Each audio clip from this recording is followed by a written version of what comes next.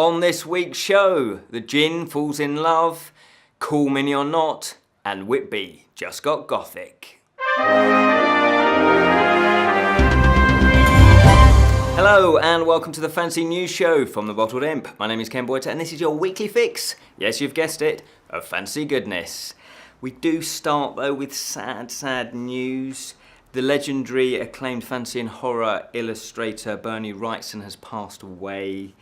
He sadly passed away last Saturday and he had a lengthy battle with brain cancer and he was only 68. The American artist is best known for his horror illustrations and comic books, and he is famed as the co-creator of DC Comics' Swamp Thing. Wrightson began his career way back in 1968 with the House of Mystery number 179, and in the 1980s he then branched out into film concept work and produced posters and for Stephen King's horror movie Creepshow, so you probably recognise that one. He then also went on to provide illustrations for a number of the author's books, and his work for the King's Cycle of the Werewolf was the subject of a recent Kickstarter campaign. And I first saw his illustrations when I've got a book, because I quite like collecting fancy art books, and it was a collection that showing off many artists' work. And when I came across his work, I was just, flabbergasted by it. It's amazing, especially his pen and ink work. It was just really, it really just sang to my heart. It was beautiful. And what really stood out was his Frankenstein book for me.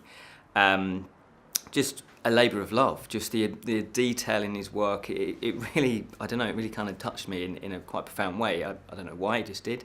And so, to hear this news is very, very sad. And, his wife, Liz, has actually written an obituary on his website if you want to go and read that. And his website is www.berniewrightson.com. And then I think it's on the front page. But then if you put / or / a message from Liz Wrightson into the address as well, then you should be able to find that. And obviously our thoughts and condolences are with her, obviously, and the rest of the family and his friends. The Djinn Falls in Love and Other Stories is out now. Now you probably guessed, I don't know quite how to pronounce that word. Djinn, they're like little genies. I think they're Mediterranean genies, and they're little kind of small folk that cause a bit of mischief. And they're spelt Djinn. And I don't think you pronounce the D, so Djinn. Djinn. Anyway, I'm sure you can leave some comments to correct me on that. This is a book collection of new and classic tales of the fearsome Djinn from best-selling, award-winning and breakthrough international writers. It's edited by Melvesh Morad, Jalad Shiran, Neil Gaiman, and features 20 short stories by 20 authors, including Neil Gaiman, Neder Okafuko, really sorry about that one, I know I got that wrong, Amel El Motar, and Catherine King.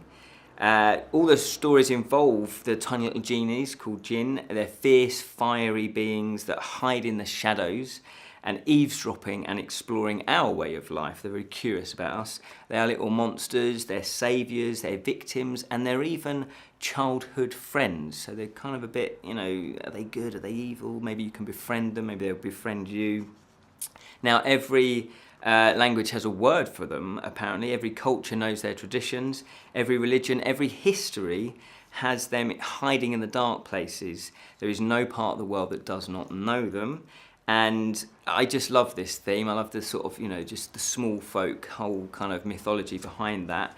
And I have heard of these imp-like creatures, but I don't think I've read too many or seen too many films specifically about the Djinn and their sort of culture and their folklore and their mythology. So I'll be very curious to read this. In fact, I have put it on the Imp Read and Review fantasy list. So hopefully in the future I'll get to order it and then actually read it and review it. The collection is published by Solaris and is available to buy from Amazon and other outlets right now. Call Mini or Not have announced a new Tabletop Miniatures game, A Song of Ice and Fire. Tabletop Miniatures Game, to give it its full title. A Song of Ice and Fire is the latest addition to Cool Mini or Not Tabletop Miniatures range. I think they do miniatures separately, but then they've produced all these games as well that include, various different miniatures.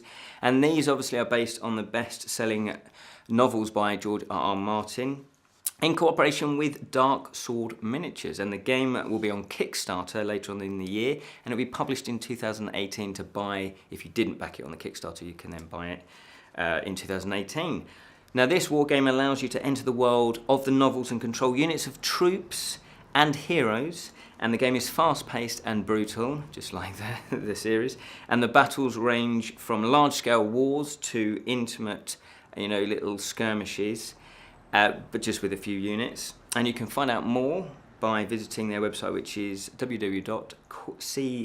CMON, which is Cool Mini or Not, that's what it stands for, so it's just CMON.com.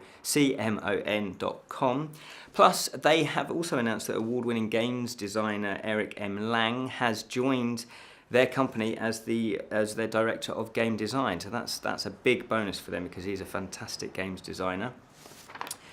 Tickets are now on sale for the Whitby Goth weekend. It's a weekend celebrating all things Gothic, as you can imagine, and it's packed with music, dancing, drinking and shopping. Probably my favourite things, really. Reading and watching films and playing board games as well. And that's obviously what it says on their website. And some of their bands that are playing are Toya. Now, I'm not 100% sure if that's the Toya, or if it's a tribute, but I know that she's still singing, so it could well be. Toya, Bad Pollyanna, Magic 8 Ball, and The Men That Will Not Be Blamed for Nothing. I don't know what they're like, but I just love the title of their band name. There's also a plethora of Gothic stallholders ranging from clothing, jewellery, toys and games, prints and posters. All the Gothic fun takes place on the 21st and the 23rd of April, and all the stalls, all the merchants will be in 3 different venues across the town: the Spa Pavilion, the Leisure Centre and also Brunswick Centre.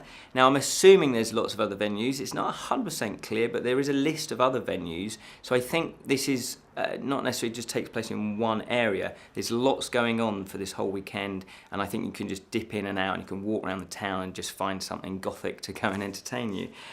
You can order your tickets and to find out more by visiting their website, which is whitbygothicweekend.co.uk. Kickstarter news. Fantasy artist Ryan Pancost is bringing his Common Ground, a frontier fantasy story, to hardback. Common Ground is the first completed frontier fantasy story by acclaimed fantasy artist Ryan Pancost, and the setting is called, that's his world that he's created, the frontier fantasy, and it's an alternative American West that might have been, and it takes place in the equivalent of 1800 to 1850, that's the time scale. There is no true history woven into any of this. There's no, mythology. It's a completely mythology separate from the truth as we know it, the facts, But in this one, obviously, he's put fantastical beasts in there. He's put animals. There's, magic. There's humans. So and then of course you've got the landscape of the West. So it's kind of like, I guess, the alternate cowboys and Indians, that sort of setting. And the book itself is a hardback, and it contains 30 original illustrations painted with India ink, and touches of white chalk and gouache on toned paper, and that sounds a really beautiful combination. The story is told mostly with the illustrations, with a few bits of text here and there, just to, I guess, keep it flowing, keep it connected. And they look amazing, and I love this concept. You take another kind of world, so you've got steampunk, where you're taking the kind of Victoriana, and then that's an alternate universe. It's done the same with this. So it's the Wild West, but kind of fantasy-based theme there. Absolutely love it. And the artwork does look really gorgeous. It's really kind of delicate and textured, and you've got the gouache and the ink. It's just beautiful, really nice, really original. It's already funded, as you probably would imagine, and it finished on the 29th of March. Dice Cube is a multifunctional organizer made from marble that looks like a 6-sided dice. Yes. Now, if you're going to search for this, I'm going to put the link in anyway, but it's Dice Cub. But then when you listen to the video, they say Cube, which is slightly strange, but it's K-U-B. Go figure. Anyway, the Dice Cube is a marble cube designed in the form of a D6 with holes in it so that you can keep your things organised, like pens and pencils and makeup brushes, even toothbrushes. You can have that, and it does look really cool. It's really big and chunky. It's 100% Italian marble, so it's obviously good qualities. It's very heavy, so you could maybe use it as a bookend or a doorstop. Other details are that it's 6 polished 8mm thick sides, 2cm holes, so you can fit quite thick pens in there. And the overall size is 10cm by 10cm by 10cm. That's just 10cm squared, isn't it? Cubed? I don't know. Maths was never my strong point. It's 2.2 pounds in weight, so it's obviously got heaviness to it. And I like this one. This must be to do with the marble. It's the Mox scale hardness is 3.5. So for people that know what that means, you know that it's that hard. Anyway, it's obviously got seamless corners as well, so there's no pointy bits. There are also marble coasters as well as part of the rewards as well. And I just love this. I love this idea. It's quite kooky, and obviously being a gamer, dice in any format are obviously very, very cool. And they do have a little video, I think. I didn't actually watch it, but a little video, it's not just pictures, video of how they actually make them. I didn't get time to watch that, but obviously that would be quite fascinating. That one finishes on the 2nd of April. Bottled Imp news, we have created the Bottled Imp group. Now, we did mention it last week, and I mention it again. We've just started it. I like to call it the Fellowship of Imps. Come and join us. The membership is growing, and it's really taken off. There's loads of chat going on. People are posting up photos and illustrations that they've done, books that they're reading, they're talking about films they've been watching. There's even people are starting to talk about retro fantasy and old ZX Spectrum games. It's really nice. There's a lot of friendly imps in there. All of us seem to be friendly. I don't think we've had anybody hassling anybody yet, which is always nice. So yeah, come and say hi. I chat in there, I post stuff up, and obviously what we're going to be doing, and we've started to do it really, is putting little exclusives in there as well that we'll be telling you guys first before we tell anybody else. Things about maybe new shows, any competitions that we'll be running. You guys, if you join, you will be able to find out first. So all you have to do is just search in Facebook groups for the Bottled Imp, click on the join button, and I'll add you in. And on this week's Friday Fantasy Show, to celebrate Mothering Sunday, what better way than to watch the 1964 Walt Disney film Mary Poppins? But she's not a mother, I hear you cry. Well, that is true, but I kind of scratched my head about, well, is there a mother in fantasy that's like the central character in a book or a film or anything? And I couldn't really think, and I Googled it a little bit, and, well, I didn't, find anything. To be fair, I didn't look that hard, so if you can think of something instantly, then yeah, leave a comment, let me know. But I just thought, well, who would be your ideal mother? And of course, Mary Poppins. She's got magic. What's not to like there? So check that out this Friday. But that's all we have time for, fellow imps. Thank you so much for watching. Remember, go and join the Facebook group. Please subscribe if you haven't done so already. And remember to spread the word of the Bottled Imp. But of course, keep it unreal. Especially if you're a Djinn. Djinn. Especially if you're a Djinn. Let's end it there.